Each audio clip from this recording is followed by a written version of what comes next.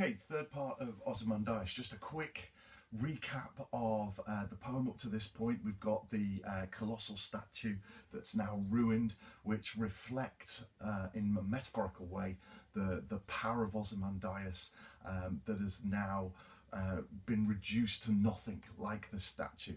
So we've got those two meanings. It's all about how power doesn't last. And we've just got the last few lines left. And those last few lines, round the decay of that colossal wreck, boundless and bare, the lone and level sands stretch far away. We've also got on that last few lines, nothing beside remains. There is no sign left of the civilization that was once ancient Egypt, was once the most powerful of all civilizations on earth, and there's nothing there, nothing beside remains. And we've got this sort of desolate, deserted feel to the final three lines, and that's deliberate from Shelley, who wants to contrast the power of nature that lasts forever with the power of the civilization, the power of humans, the power of Ramesses II Ozymandias, that is nothing in comparison. So, rather decay of that colossal wreck. Notice the juxtaposition, the decay and the colossal, a bit like the vast and trunkless legs of stone that we talked about earlier. We've got the juxtaposition of the decay, there's nothing left of it, of what was once colossal. So something that was huge and powerful and represented great wealth and authority is now reduced to very little, to almost nothing. We've also got the idea of this colossal, a metaphor for Ramesses II's ego, for Ozymandias' ego. Notice that every time the statue is described, it's described in enormous terms, colossal, vast. Okay, and that is deliberate. Ozymandias' statues, Ramesses II, was a builder of great statues. He managed to convert his great authority into these vast, enormous works that reflect his great power and reflect his wealth and authority. So it's a metaphor for his ego, as the statues are a metaphor for his great ego as well. Okay, boundless and bare. Notice again, Shelley is using alliteration. We'll come on to a little bit more alliteration in a minute, but we've talked a lot about the sibilants and the plosives early on. We've got two more plosives here, boundless and bare, and they're to emphasize the desolate nature of the sands, of the desert that remains. Boundless itself means that there's no limit, it's infinite, again something that will reflect later on with the final image in the poem. But there's no limit to nature, and again Shelley is reflecting that man cannot control nature. No matter how powerful any civilization, any one person can be, it can never be a match for the power of nature. And bare, there's nothing there. A once great civilization is left in ruins, left with nothing. There's nothing left there. It's completely empty, completely bare.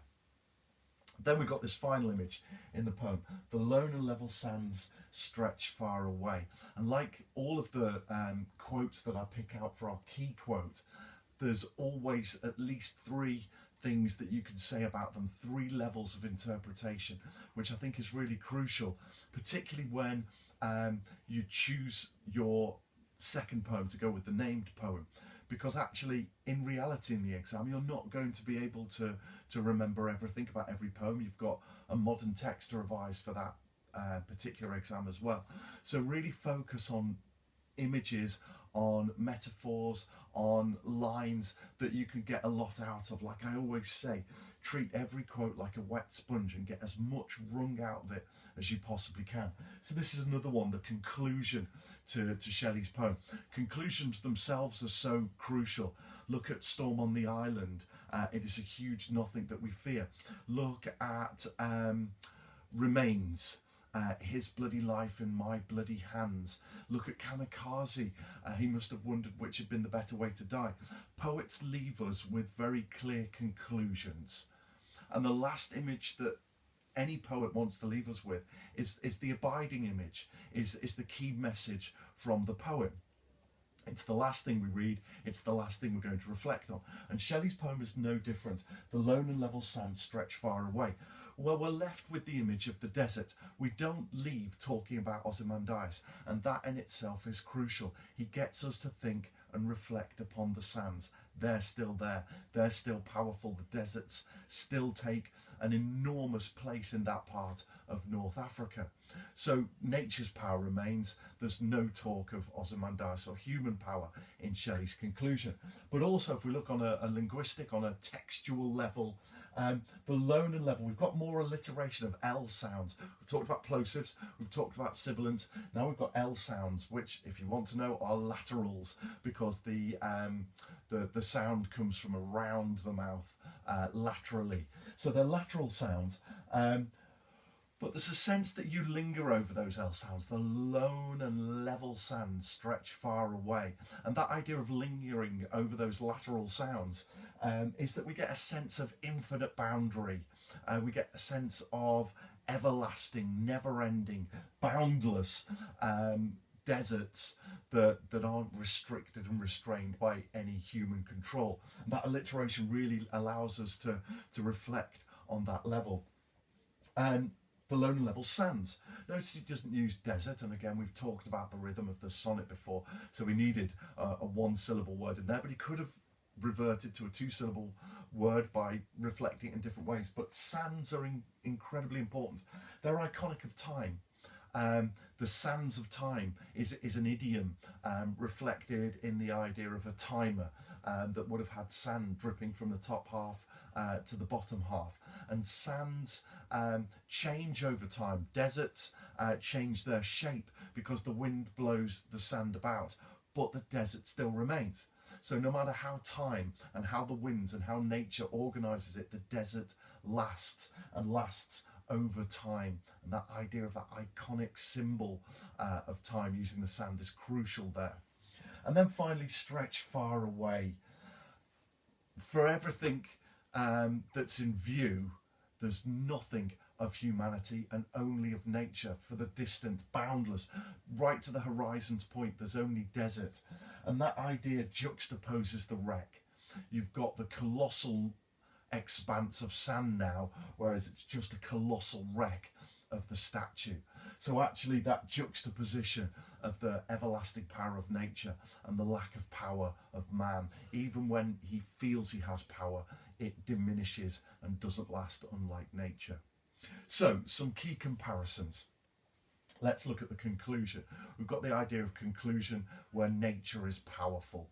This clearly goes with the idea of Prelude by William Wordsworth, and actually the idea of nature's power links very, very closely there.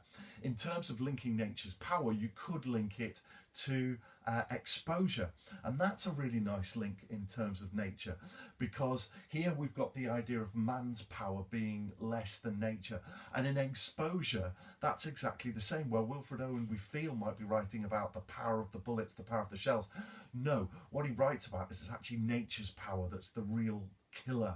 The ranks upon shivering ranks of grey, the merciless iced east winds that knife us.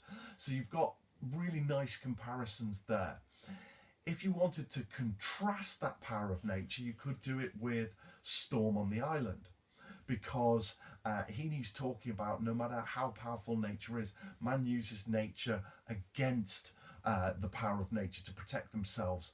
We roof with good slate, we build our houses squat, all the ways we use nature to protect ourselves.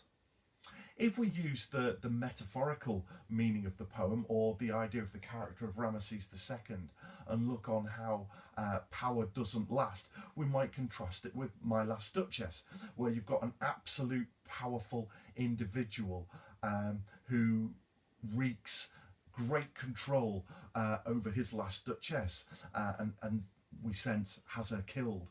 All smiles stop together. So you've got that cruelty of a commanding leader reflected through My Last Duchess in a similar way to the cruelty of the commander and the command of Ozymandias. So a few different links, and for that reason Ozymandias is quite a nice one to learn. It's short, it's got layers of meaning, but also links to some quite interesting poems in different ways.